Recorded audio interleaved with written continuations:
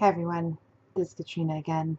If you haven't seen my first video, part of the reason I started making videos is because I attempted to attend Milo Yiannopoulos' talk at UC Berkeley on February 1st.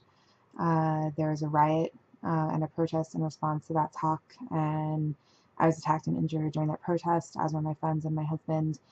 And because of what is currently going on, the full-scale media assault against Milo, the orchestrated and very deliberate attack against him, I feel utterly compelled to throw my voice into the ring and sort of share a few thoughts about it.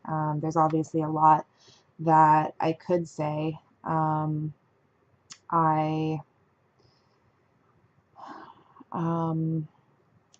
I drew myself a lot of inspiration from Milo over a number of years.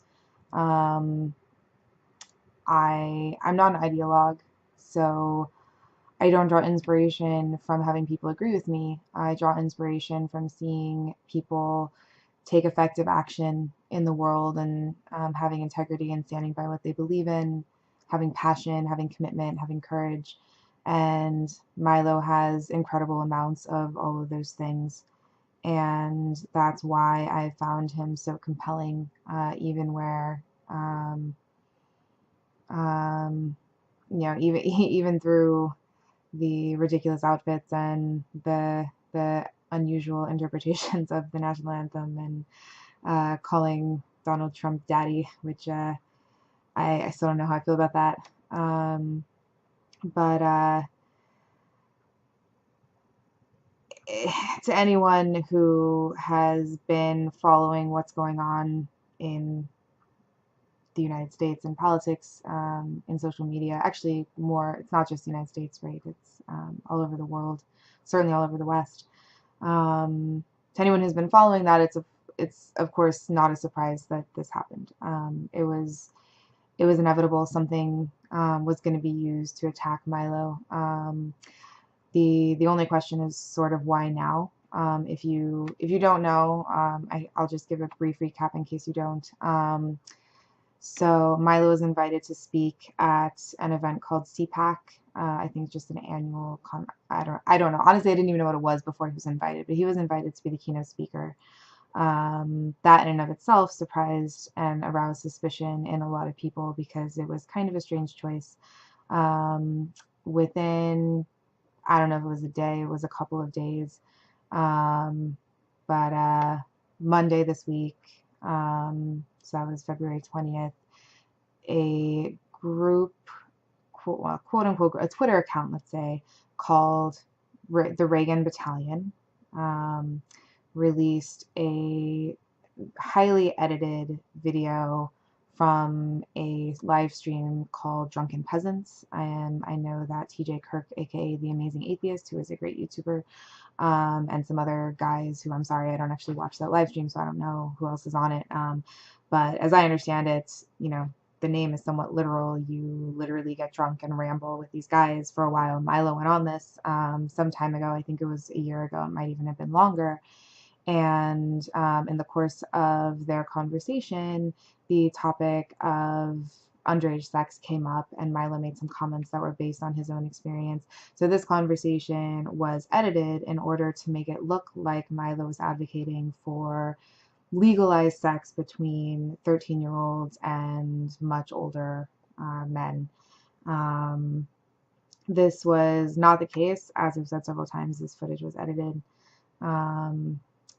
But in any event, this edited footage was tweeted out by Reagan Battalion, which is a Twitter account so irrelevant and obscure that most of their activity doesn't even has like one retweet on it. I mean, it's smaller than my Twitter. It's probably smaller than my Twitter before I got hit on the head and got a bunch more followers. So this this account is associated with Evan McMullin, who is an ex-CIA guy who ran against Donald Trump in this election. He really only kind of got the most attention in Utah. Some people call him Egg McMuffin, which I think is fitting. And so he's a big never Trumper, obviously, right? And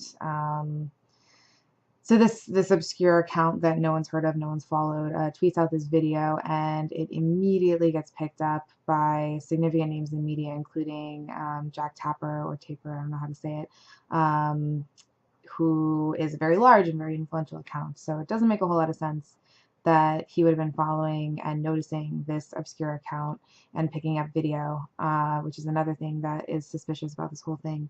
So the invitation itself was suspicious. The tiny account tweeting out this edited video that they just happened to have ready, because again, it wasn't very long since Milo was invited, right? And this video had to be crafted, it had to be put together, and this podcast, this live stream that was edited, this happened a long time ago. So this tells us that someone, I'm sure many people are doing this, are combing through the history of everything Milo said in public and pulling out information and editing information to be used against him, and then holding on to it and then releasing it at strategic times. And the mechanism that they're using to do this is this obscure Twitter account that's affiliated with the Never Trump wing of the Republican Party, and possibly also the CIA. True, I don't know what to say about that. Take it, believe it or not. And putting that out there on Twitter, and then a mainstream quote unquote legitimate news source like Jack Tapper and CNN can pick that up and report it as news, and then they kind of cover their ass with the libel and all that stuff, and they can just say, well, like, we just got it from here, we're not saying it's true, we're just reporting what they say on Twitter. This is why you see all this nonsense on the news where they're reporting tweets, right? Like, look, just take a second at some point and look at how much of the news is just people reporting on tweets. Deflategate started because someone tweeted. Like, this is literally like how smear campaigns start, right? They start with this kind of tweet. So that got picked up, that turned into this big thing, and of course the media sort of piles on, and that's further sign of coordination, if not outright coordination, at least enough of an ideological alliance that everyone knows what they're supposed to do. They're supposed to jump on the bandwagon and participate in the smear of this guy. And of course it's all nonsense. So very quickly, thankfully the internet is on top of these things. Very quickly, the full footage came out. And if you haven't watched it yet, make sure you go and find it. The full footage shows that, Milo explicitly says that the current age of consent, which is usually 16, 18, and 16 where he's from in the UK, importantly, is probably, quote, about right. So he's not advocating to change the law. Any claim that he's advocating for pederasty or advocating for these relationships is nonsense. He's clearly saying they should still be illegal. It's also clear, that he said some things that people would find controversial. I think they're less controversial in some communities than others. Doesn't matter, frankly. I mean, from my perspective, I'd say, I was in a philosophy club in college, and we had a debate about the age of consent, and pretty much every perspective that I saw on that Drunken Peasants podcast live stream was represented in the debate that I remember from philosophy club. Beyond that, aside from the fact that these aren't such radical positions, I think, as some people think, are trying to paint them as, there's also the fact that, sorry, I lost my train of thought now. There's also the fact that this isn't even on the table. Changing the age of consent is not on the table anywhere. So claiming that there's some sort of advocacy for this, I mean, just in the grand scheme, the big context of Milo's career, like, this is one of 2 times that he's talked at all about this topic, and this was a personal experience that he experienced. For those who haven't caught up on this stuff yet, I believe it's between the ages of 13 and 16, he was repeatedly raped by a Catholic priest. And then subsequent to that, when he was 17, he entered a seemingly healthier relationship with a guy who was 29 at the time, and they actually were together for 10 years. He's only talked about this twice in his entire career, and this whole career, giving all these speaking tours on college campuses, talking about free speech, talking about tons of issues, right? Lots of things that people have problems with too. He hasn't taught this. These are the only 2 times: Joe Rogan podcast, talking about his own personal experience, and drunken peasants talking primarily about his own personal experience. These are the only two times he's talked about it. That's not an advocate, right? Saying that he advocates for something is another example of these media weasel words that they use to try and make to say something that's not bad enough to get them in trouble for libel, but that implies something that is totally false. And so that's what's going on. I guess I think that in a sense there are good things that will come out of this. One thing that it's making very, very obvious is who the enemies are on the right. The people who are so eager to jettison Milo over this when he has done more for the right, more for the gay community, in my opinion, more for the fight against pedophilia, more for free speech, more for Western values, more for sanity, I'd say, even in the culture, than almost anyone else will ever do in their entire lifetime. He's done all that in just a relatively short career as a journalist and as a public figure. So fuck off. If you haven't contributed something on the scale of what he's contributed, fuck off. This is this is a non-issue, and we don't need you. That's a bunch of backstabbing nonsense. You don't know how to prioritize. You don't know how to be effective, and we don't need you. So on the one hand, I'm glad that those people are exposed. I'm completely devastated that Milo has to go through this. This is 100% re-traumatized. I can't imagine how awful it must be to be a victim of a pedophile and then to be smeared as a pedophile yourself in public. That's horrifying. I have a hard time imagining worse things. And it's deeply unfair and really disgusting. And I think that should be obvious to people, but just in case it's not, I'll just point that out. Another thing that I'm hoping it illustrates for people is it's very important if you want to have any sort of active thinking role in the current society with the current structure that we have between politics and the media and all these things, you definitely need to find a way to recognize these patterns, recognize these smear campaigns, and ideally position yourself so that you can be on the ground, in a sense, in a virtual sense, be on the ground as these things are unfolding. It really, really makes a difference. In the same way that it makes a difference, obviously, like I had seen riots on TV before, but until I was in one, until, I was a victim of mob violence, essentially, there are tons of things I didn't really get it, right? Like you don't really get some aspects of these things until you experience it, or until you're there, until you see it. This is all new types of data, different ways that we can integrate information and understand the world. And if you can find a way to, it's even as simple as following the right Twitter accounts, keeping track of understanding these movements and these interplay between social media and the media proper, and learn to kind of see when things are shifting, then you can watch these events unfold in real time.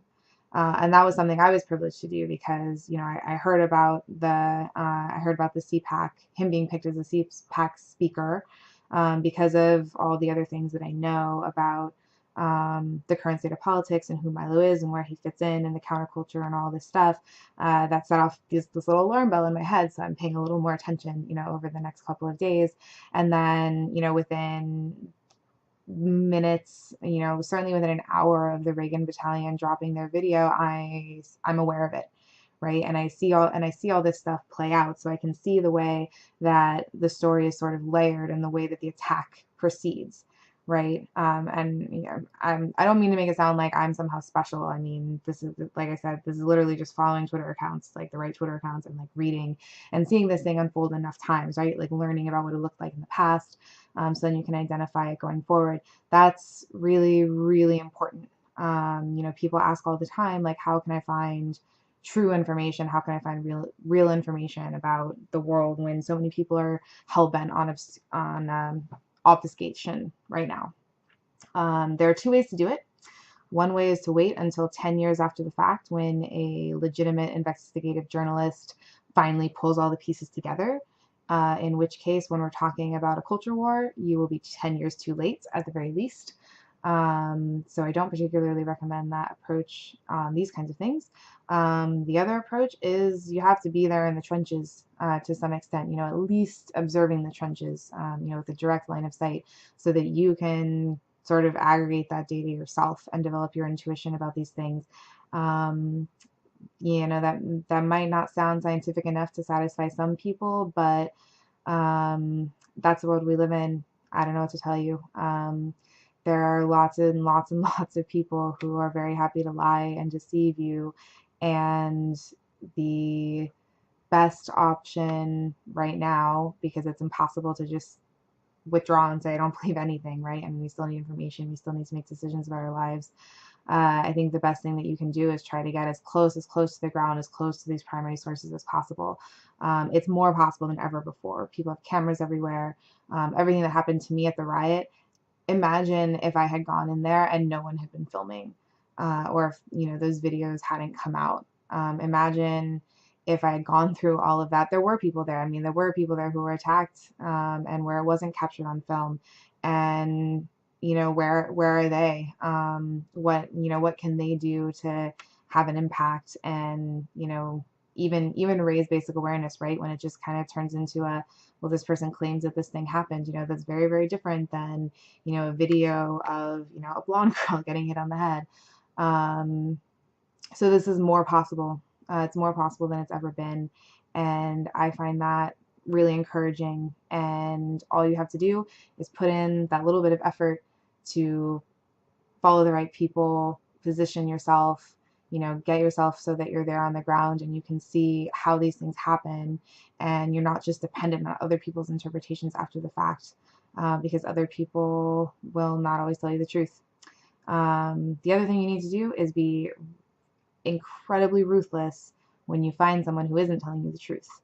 And doesn't necessarily mean someone who is mistaken, but people like Jack Tapper, not telling the truth. Sorry, Jake Tapper, not telling the truth. Total liars, completely dishonest. You need to cut them out. Don't let them put information into your head, right? If you're watching them at all, it's because you're watching them as an enemy that you need to keep tabs on, right? Same thing with people who say that they're on your side. Actions speak louder than words, and the same goes for you, right? If someone's actions tell you that they're dishonest and then you continue to treat them like they're trustworthy, then that's on you. So that's what I have to say about that. I'm extremely excited that Milo is launching his own platform. I think that is perfect. He has certainly outgrown the tech editor at Breitbart role a long time ago. And I'm obviously a big fan of people building their own platforms. The more sort of diversification that exists there, the harder it is for a Google or a Mark Zuckerberg or whoever to throttle people. And throttle free speech, and I think that's just very exciting. So I wish him all the best, and I will be here supporting him.